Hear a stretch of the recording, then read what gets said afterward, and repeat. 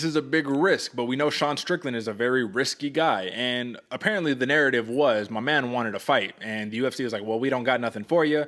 Middleweight top 10 is pretty much booked up. So when Sean Strickland says, give me a 205 fight, I don't care, I want to fight somebody, they said, how about you take a back seat? This is your option, take it or leave it. And in the fight game, man, you got to remember, these are these people's jobs. So they said, oh, I want a paycheck. Let's get it, Abu. Let's get it, Magomedov. And I think Strickland has a very tough competitor on his hands this weekend. But my question to you, really starting off the back, AJ, is that what is the bigger risk for, man? Is it for Abu Magomedov? Like, it's kind of no risk here. He kind of just gets his crack at the top 15. Or is it Sean Strickland, right? Like the risk factor, not just the rankings, but skill set for like someone being exposed here. Who's at higher risk? That's an interesting one, Derek, because the risk for the exposure of the skill set, I don't think is much of a concern for Strickland. We all know he's down to sit there, swing his hands, get into an absolute brawl of a fight. This guy will bring the fight to your front step. In fact, he'll bring it all the way to the back. Like, this guy is down for the scrap.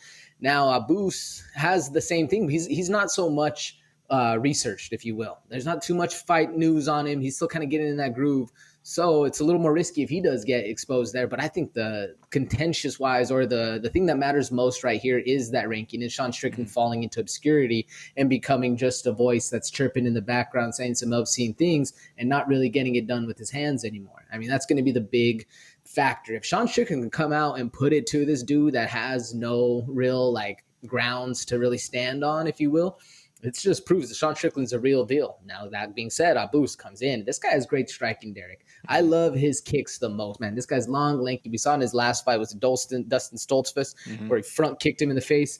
Anytime you can land that at distance, it's very beautiful. I think it's right there a little bit more. It's leaning towards the Sean Strickland side has a lot more at risk right here. What about you?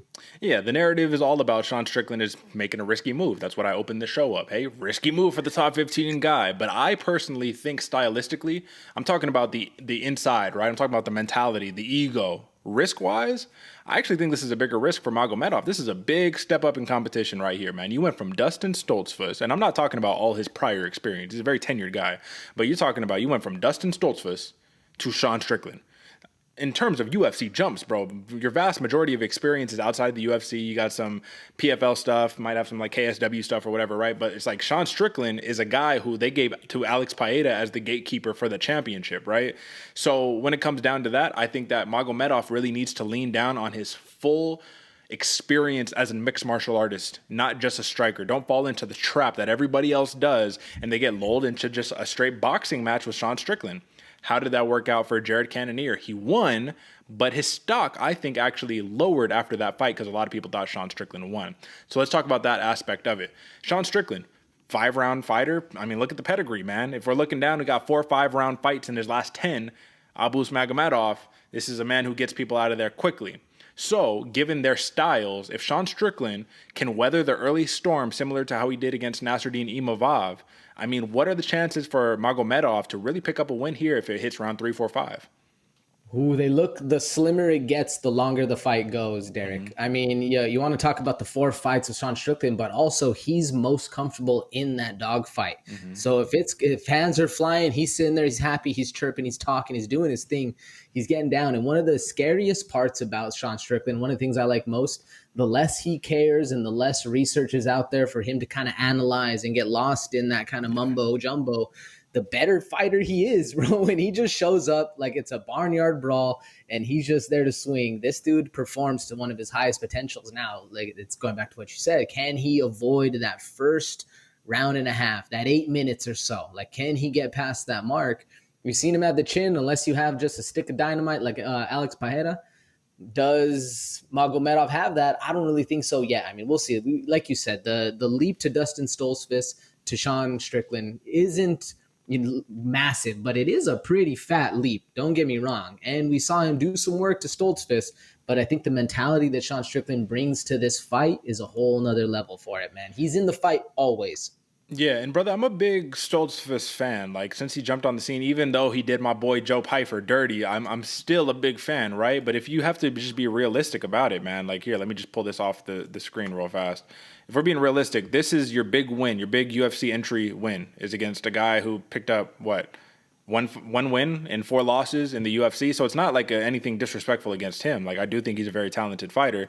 It's just pedigree, man. I mean, this is Sean Strickland. This is a different cat that we're talking about. Let's also mention this, because I'm going to be honest, AJ, I don't have too much to talk about this matchup, because I do think that this is a very classic Sean Strickland hand fight, boxing heavy, takedown defense, sprawl and brawl type of cat, right? Versus Abus, who is heavy, deep kick, big shots, everything explosive, right? Look at a lot of the guys that Magomedov has wins against, and I'm not trying to, draw any conspiracies here. But if you dive deep, man, I'm gonna pull up a couple of examples, and I hope you don't mind here, AJ, because Magomedov is an interesting character. So when we pull up his record, right, you'll see lots of finishes, first round, second round, whatever the case may be. Look at Sadbu Sai, right? That one aged fantastic. Sai was not the fighter that he is today back when this fight took place, but that's neither here nor there. This is what I want to show you. You don't have to go that far deep into the archives, man, but you look at some of these guys. For an example, let's pull up this guy right here. Well, let's look at that. 42 and 38 of a record, right? And my man is 35 years old. All right, there's that. If we pull up another example, let's just pull up the one underneath it.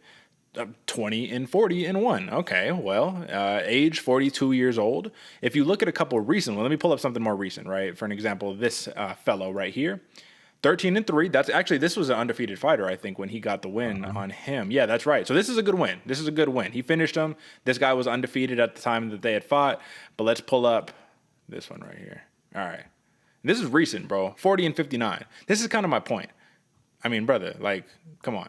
So this is my point right here against Magomedov. It's like, yes, does he have a lot of experience? Absolutely, right? This dude is a tenured fighter, and fight experience is fight experience. I don't care who you're fighting against.